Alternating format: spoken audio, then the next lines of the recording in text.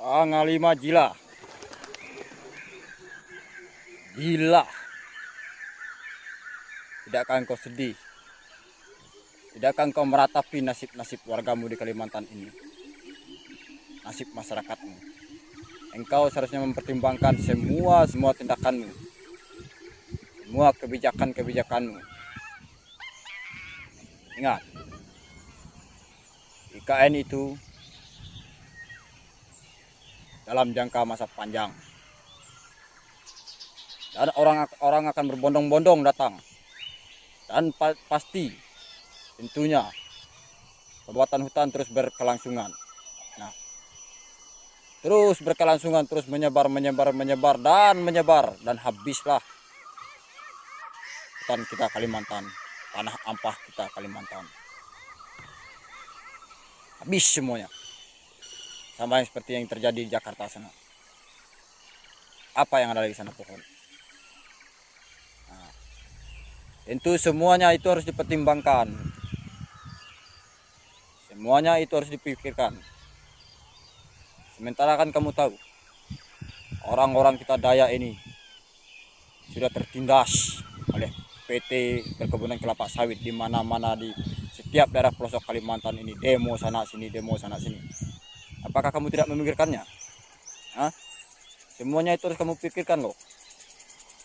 MOU yang tertuang di perjanjian IKN itu harus dipelajari dulu. Dilihat apa isinya, apa konsepnya, dan apa perjanjiannya. Itu harus dipikirkan. Bukan sembarang setuju. Tidak boleh sembarangan. Kita punya adat musyawarah mufakat.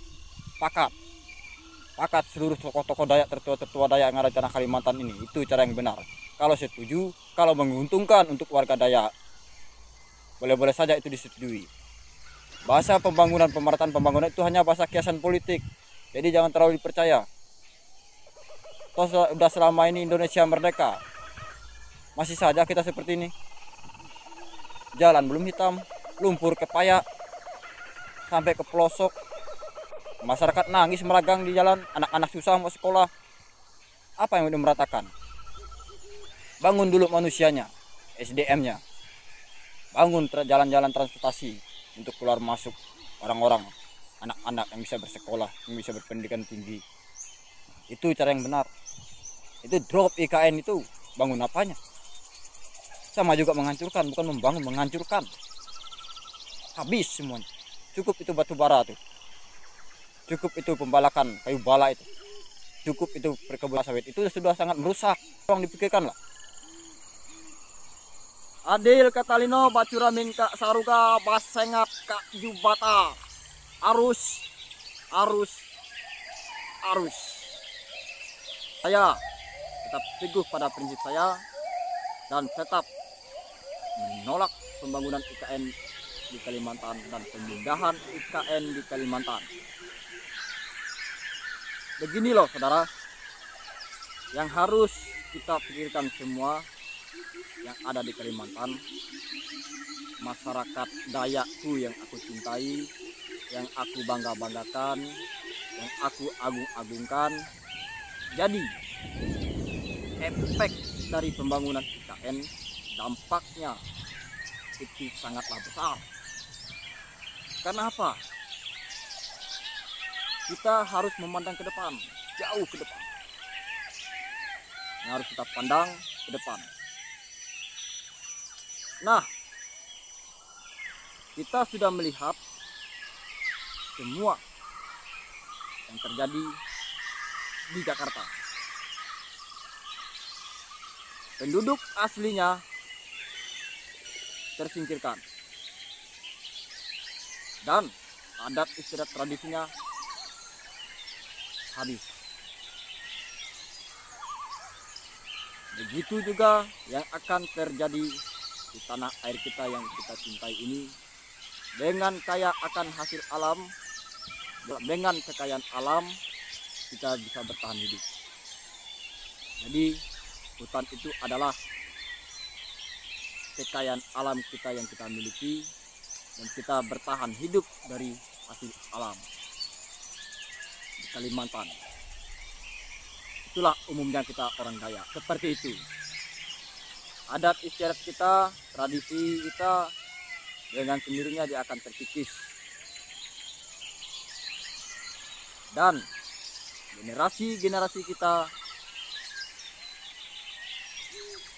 dengan sendirinya mereka akan tersingkirkan oleh penguasa-penguasa. Itu tidak akan secara langsung, saudaraku. Tidak akan semerta-merta dan tidak akan sekaligus. Itu yang harus kita pikirkan dan kita pertimbangkan bersama untuk saudaraku yang ada di Kalimantan. Nah, pembangunan IKN itu tepatnya di Kalimantan Timur. Tentu orang akan berbondong-bondong datang ke Kalimantan Timur dan dengan jumlah skala yang sangat besar, manusia dari seluruh penjuru dan pelosok dunia, umumnya Indonesia, belum lagi investor-investor asing, itu kan tidak mampu ditampung hanya di areal IKN.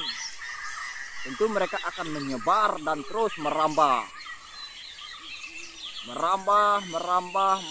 ke seluruh pelosok tanah Kalimantan.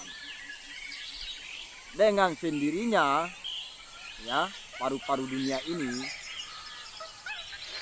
Kalimantan adalah paru-paru dunia, hutan kita akan habis. Sama seperti yang kita rasakan saat ini, pemanasan global yang terjadi di dunia ini itu sangatlah luar biasa. Bayangkan aja, di dalam hutan aja itu masih panas, seharusnya oksigennya itu dingin. Oksigennya seharusnya itu dingin. Saya sudah melihat sendiri, saudara, ya, itu di bekas ladang-ladang ataupun di bukit-bukit.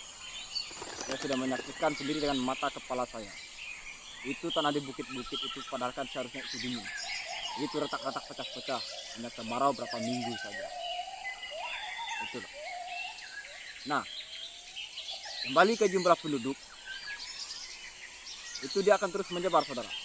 Menyebar dan membabat terus membabat hutan kita sedikit. Begitu juga dengan adat istiadat kita, begitu juga dengan tradisi kita. Nah, kita orang Dayak, tuan tanah nih, tuan tanah di Kalimantan. Tentu orang asing datang akan membeli tanah kepada orang-orang kita. Itu loh, ya, perlu diingat. Orang asing datang akan membeli tanah kepada orang kita Dayak. Nah, dengan bujuk rayu, tutur sapa, bahasa yang lemah lembut, apa yang mereka inginkan daripadamu, mereka melakukan berbagai macam cara untuk mendapatkan tanah ampahmu. Nah, dengan berbagai macam cara mereka berusaha untuk mendapatkan tanah ampahmu yang kamu sayangi, yang hanya sisa sejengkal yang kamu miliki, itu pun akan diambil. Ya, memang ada ganti rugi, kompensasi dibayar di ini di itu. Namun kamu tidak bisa selamanya memilikinya.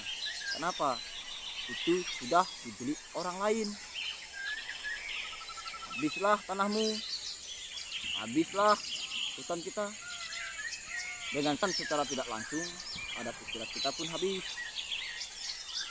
Dikikis. Seperti yang kita ketahui bersama, Kalimantan itu adalah paru-paru dunia. Ya. Ingat, Kalimantan itu adalah paru-paru dunia.